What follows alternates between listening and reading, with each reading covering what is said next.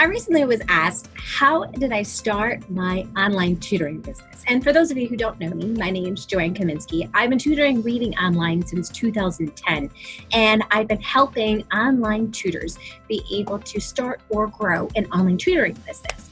And when I got started, there was absolutely zero people that I could look up to and be like, oh my gosh, I can get my guidance from them, and they can just show me step by step how to do all of this.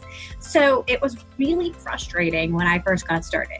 And I really went all out with everything that I did. So one of the things that I did was I got business cards to be able to start my online tutoring business. I thought, oh, if I've got business cards, that's what businesses do, right? And I have boxes and boxes of these. So definitely you can start an entire business without having business cards whatsoever.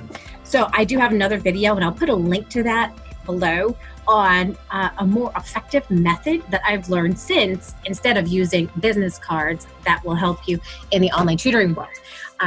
Another thing that I had done right off the bat was I got these Bandit Signs. And I wanted to start local because, I just wanted to be like, okay, there's online things I can do and there's offline things that I can do. Let me start off with some offline things, because those are some quick, get down to business kinds of activities that I can do to be able to get students today, right?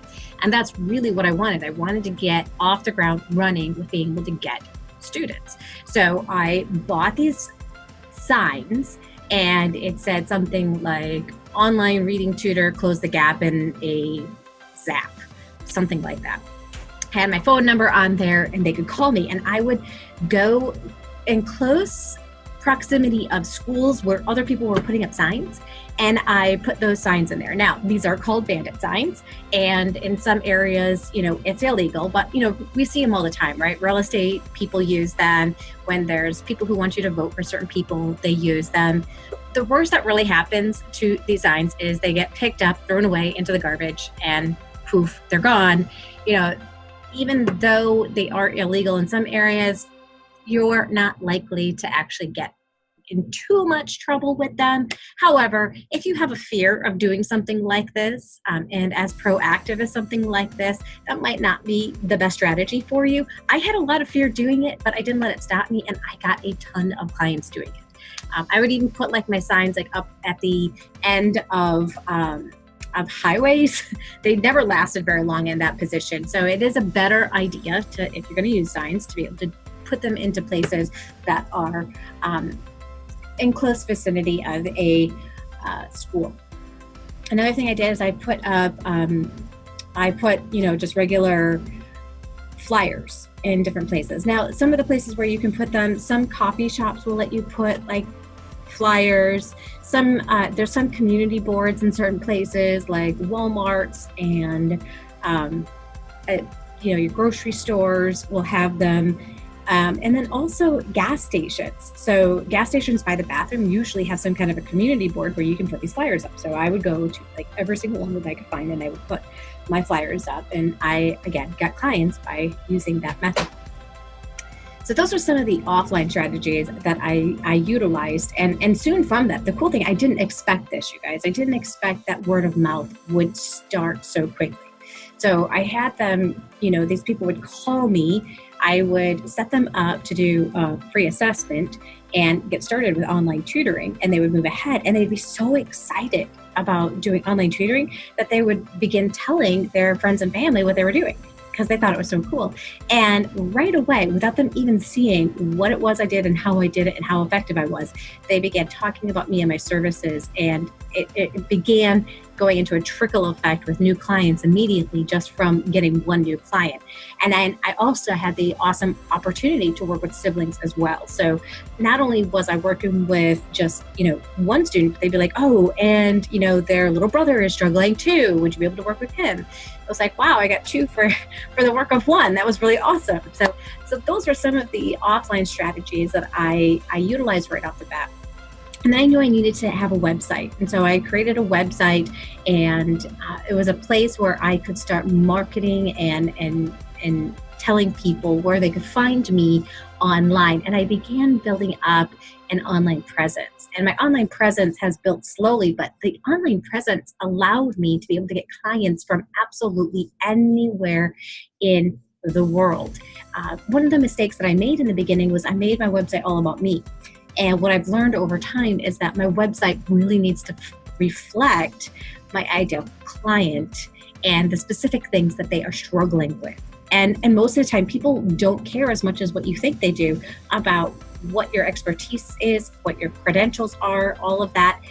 But what I do is I do share that information in a storytelling format, and really in an empathy standpoint to my clients.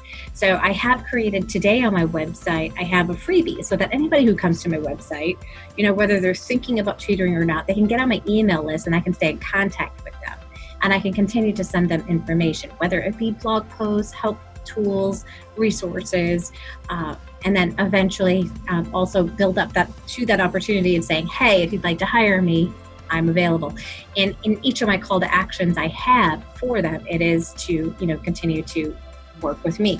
Now I had a set of videos. This is what I started off with way off in the beginning. I had a set of 20 free videos. And so they would sign up to get these videos, and the videos would really guide them and how they could help their child.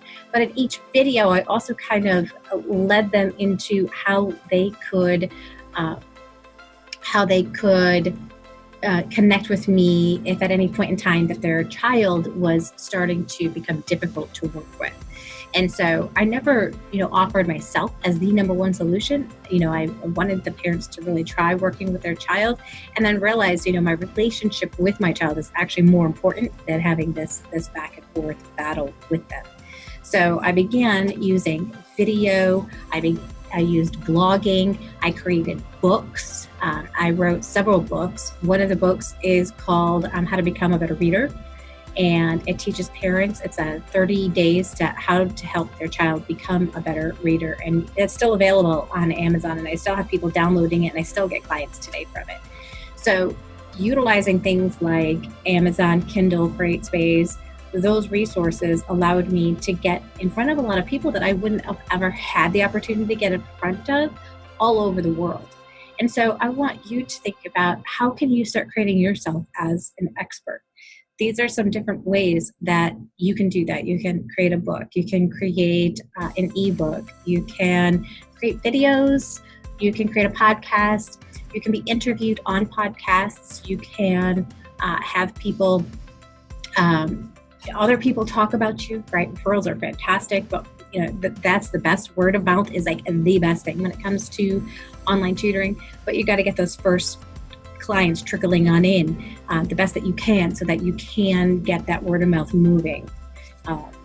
I did start off for free with my nephew. My nephew lived in Chicago, so the only way that I was going to be able to work with him was through online tutoring. And that gave me the opportunity first to see, does this even work, and can it work? Because I had no idea. I mean, I knew how to teach, obviously, but I did not have a clue if online tutoring was going to work the way I envisioned it. And I wanted to get comfortable with the tools. And so I was able to get comfortable with the tools, get comfortable with kind of a format that I wanted to fall into and a routine I wanted to fall into with him, so that I could really offer the best services as possible. So if you're just getting started out, try it. I mean, find somebody who's struggling and say, hey, I'd be willing to give you, 10 sessions for free to, so that I can get a handle on how online tutoring works. I would definitely have a time frame set on there. I kind of gave my nephew free reign, like I'll tutor you for as long as you need help kind of thing. But I would definitely set it up so that there's a time frame. If they want to continue after that with you, they can choose to. And now you have turned somebody who was, who already knows, likes, and trusts you in this area. You turn them into a paid client as well, if necessary. You don't have to charge, your full fee that you plan on charging. It can be a reduced fee, whatever feels comfortable for you. But these are all just some ground-breaking kind of things that you can try. And what I tried in the beginning, that worked. And I have to say, I'm excited for you and this journey. And, keep the questions coming, you guys. I love being able to share, my experience and my journey with you. So That's how I got my online tutoring business started, and today I continue to get it to grow through videos, word of mouth, through making connections with other tutors. If you are not part of the Ultimate Support Group for Online Tutors, definitely join us on there because we completely support each other. It's a free Facebook group, and you definitely will not want to miss out. I also do a call each week. It's called 3 Secrets to Getting Online Tutoring Students, and I really go into some pretty deep information about the online tutoring world and giving you some ideas on really how to build those relationships to be able to get those first few students trickling on into your business.